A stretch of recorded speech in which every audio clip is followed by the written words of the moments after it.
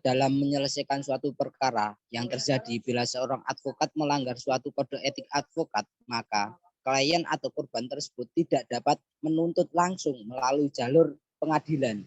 Karena dalam kasus ini kami beranggapan bahwa kasus yang terjadi yaitu pelanggaran yang dilakukan oleh advokat dalam profesinya dan dalam menyelesaikan perkara tersebut harus diselesaikan melalui Dewan Kehormatan. Bila dalam Dewan Kehormatan sudah memutuskan pecat dari jabatan advokat tersebut, maka dapat diselesaikan secara pengadilan.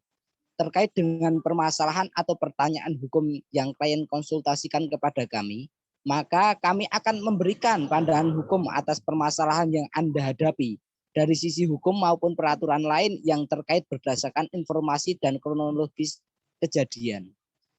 Untuk pertama, yaitu bisa dimulai dengan non-litigasi. Melalui jalur non-litigasi dari perkara yang dikonsultasikan, sebaiknya Anda melakukan negosiasi terlebih dahulu. Dalam negosiasi, Anda dan tergugat memusyawarahkan atau berunding bagaimana menyelesaikan perkara dengan cara kekeluargaan. Cara kekeluargaan yang dimaksud adalah terkait pengembalian dana. Apakah tergugat menyanggupi untuk mengembalikan dana penggugat atau tidak?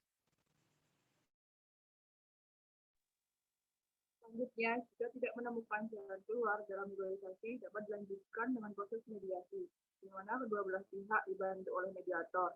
Nah, apabila para pihak belum juga menemukan jalan keluar, maka mediator harus dapat memberikan solusi kepada para pihak yang nantinya harus disepakati oleh para pihak yang bersengketa. Selanjutnya, masuk ke tahap konsiliasi, di mana proses penyelesaian perkara harus melibatkan pihak ketiga atau lebih, di mana pihak ketiga ikut serta dalam menyelesaikan perkara tersebut. Jika Anda dan tergugat sepakat untuk melakukan penyelesaian perkara dengan non-litigasi atau secara kekeluargaan, maka Anda tidak akan mengeluarkan biaya untuk menyelesaikan perkara tersebut. Bila jalur non-litigasi tidak tercapai, maka akan diajukan ke jalur litigasi, yaitu jalur penuntutan pada pengadilan. Untuk menyelesaikan melalui jalur litigasi, akan diadakan mediasi terlebih dahulu, seperti yang sudah disarankan sebelumnya.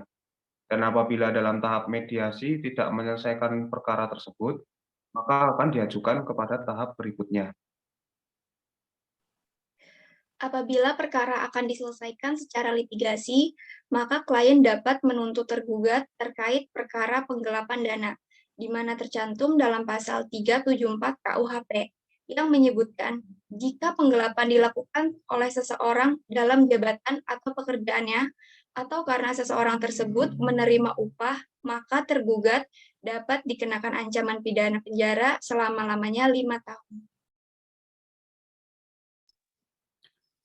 Selain itu, selain perkara penggelapan, tergugat juga dapat dikenakan perkara penipuan yang diatur dalam pasal 378 KUHP, yang menyebutkan barang siapa dengan maksud hendak menguntungkan diri sendiri atau orang lain dengan melawan hak, baik dengan memakai nama palsu atau keadaan palsu, baik dengan akal dan tipu muslihat, maupun dengan karangan perkataan-perkataan bohong, membujuk orang supaya memberikan sesuatu barang, membuat utang, atau menghapuskan piutang, akan dihukum karena penipuan dengan hukuman penjara selama-lamanya sekitar 4 tahun.